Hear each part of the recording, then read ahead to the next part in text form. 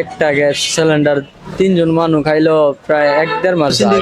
ব্যবসায়ীতে syndicate করতে সরকার কি এখন জায়গা তুমি গ্যাসে নিয়ে নাই করার কিছু আছে? গ্যাস কিনা তো আর আমরা খাইতে পারি না, কারণ গ্যাস কিনতে গেলে 2500 টাকা 2600 টাকা লাগে। এরপরে একটা গ্যাস সিলিন্ডার 3 জন মানুষ খাইলো প্রায় 1-1.5 মাস যায়। আবার বাড়ি ভাড়া দিয়া থাকতেছে ঠিক আছে, কিন্তু গ্যাস তো পাই না। সিলিন্ডার দিয়ে চলতে হয়, সিলিন্ডারও পাওয়া যায় না ঠিক সময় মতো।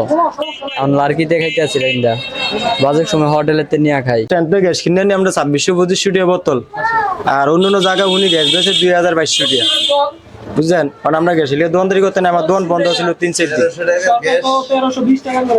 সরকার 1320 টাকা দিলে আমরা তো পাইতেছি না সরকারের রেটে। আমরা কিনে কালকে আমি জিজ্ঞেস করলাম গ্যাস কত, কইছে 2500 টাকা। আর আমাকে তো 7 দিনই বন্ধ করে দেওয়ার লাগে। কি করে আমি সিন্ডিকেট তো বোঝা যায় তো সিন্ডিকেট ব্যবসায়ীতে সিন্ডিকেট করতে সরকার কি এখন এরকম করতেছে নাকি?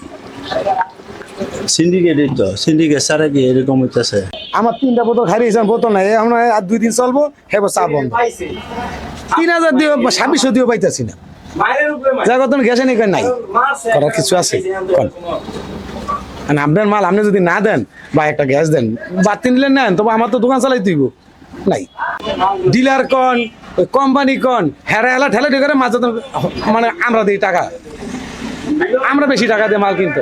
জনসাধারণ যারা গরিব মানুষ ওদের জন্য বেশি কষ্ট হইতেছে, যেখানে গ্যাস নাই রান্না খাইতে পাইতেছে না, রাতে 2টা-3টা বাজে ওইটা গ্যাস আসে, হ্যাঁ, এদের জন্য মানে অনেক সমস্যা।